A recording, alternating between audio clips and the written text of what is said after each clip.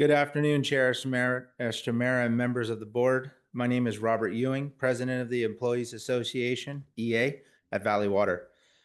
Our members have faced increasing safety threats, particularly from individuals living along our creeks. We've seen alarming incidents, including attacks with weapons, aggressive behavior, and exposure to hazardous materials. We recognize the complexity of this issue and the need for compassionate solutions for the unhoused community. We strongly urge the board to continue implementing all necessary measures to protect our staff. This includes collaboration with social service agencies, improved communication systems, self-defense tools, and comprehensive notification systems. We continue to look to the board and management for leadership and swift action to ensure the safe working environment for our members. Thanks for your time and consideration. Thank you, Robert. Mr. Colin Cortman.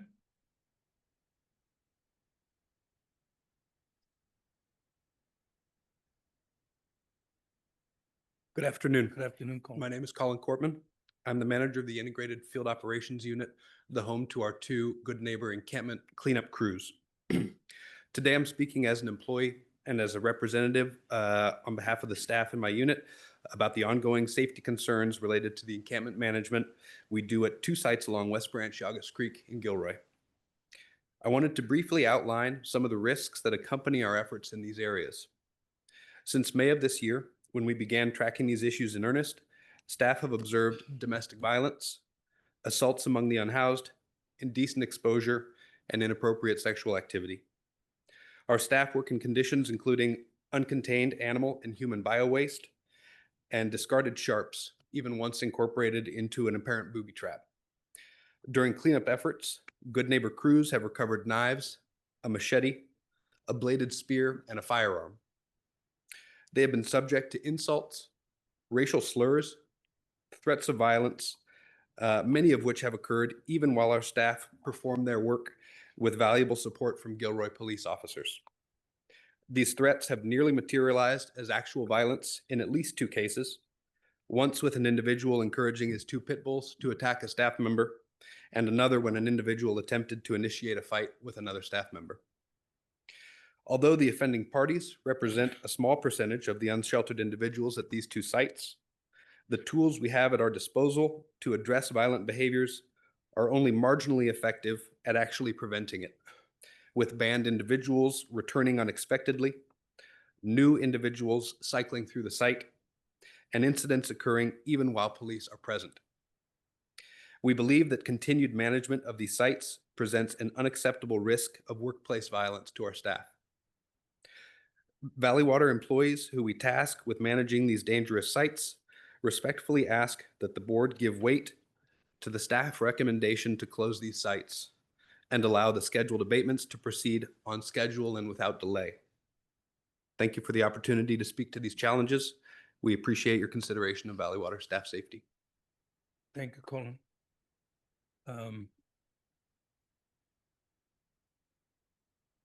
We have one person online, Derry.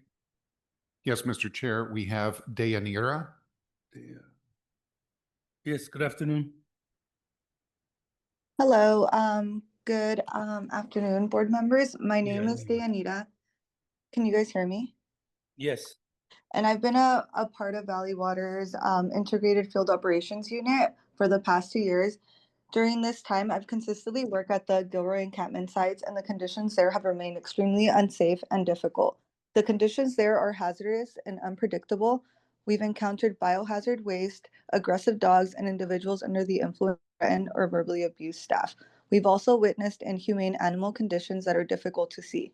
Despite our best efforts to approach everyone with respect and empathy, the risks have grown too high. We shouldn't have to choose between doing our job and feeling safe at work. I urge the board to move forward with the scheduled abatement on November 3rd for the safety of our team and the well-being of the community. Thank you for your attention and for valuing the people on the ground doing the difficult work daily. Thank you, Deanna. Okay, we have no other comments, but this is not on our agenda. But perhaps the CEO might want to address this issue to us, and if we need to discuss it or take any action. I think we need a vote to make it an action item. So if you let us know, then we could determine whether we need to take action or not. We've had a number of public members ask us to take action, including the supervisor that represents that area and also the mayor of Gilroy. So I think we have a time issue, I understand. So perhaps we might have to deal with it, but we'll ask the CEO to give us some information on it. Thank you, Mr. Chair and members of the board. Good afternoon. I'm Melanie Richardson, the interim CEO, and I just wanted to give a little background Yeah, about please. this particular encampment. There's actually 2 encampment sites in Gilroy, as the speakers have talked about, one on Yagas Creek behind a Walmart. The second one is on the West Branch Yagas Creek in the vicinity of Thompson Court. Both of them have approximately 25 to 30 residents each. And this has been going on for years. These residents have been camping on Valley Water property. This is Valley Water property. We have Valley Water maintenance roads, and Valley Water staff are managing those sites. What's changed is recently, since May, the violence has escalated. There's been workplace violence events, at least 32 documented events at the 2 sites that are just unacceptable from staff's perspective. And with this, we have committed to the November 3rd abatement because that's what our current water resources protection ordinance tells us to do. When we can no longer manage or mitigate the incidents, which we are no longer able to do, the next step is we must, I'm going to read what the actual ordinance says. We have to prevent access to all unauthorized persons to Valley Water property, remove the existing encampments, and establish a water resources protection zone to not allow those people to come back. We're to that point, and security actually wrote a memo to put us on notice on September 16th, telling us that this is the action we need to take to keep staff safe. I am not willing to continue to send staff out there after this week. We've committed to manage the sites through this week because the scheduled abatement is Monday, November 3rd. I am not willing to do it after that date. And what that means is that trash will pile up, our access roads will become blocked, and when a storm occurs, we will not have access to get in there and prevent flooding. So flooding at the next storm will most likely occur at those locations, especially the West Little Branch Yagas. And it's something that I can't prevent because I can't send the staff out there unless we abate. So my recommendation is to continue on schedule to abate. I do want to note that we have met with Gilroy. We've offered our full support in finding solutions. We've actually offered to financially contribute towards immediate sheltering solutions, as well as help with land on long-term solutions. So we are fully ready and able to contribute to solutions. We just cannot delay because our staff can't afford that. Thank you, Mr. Chair.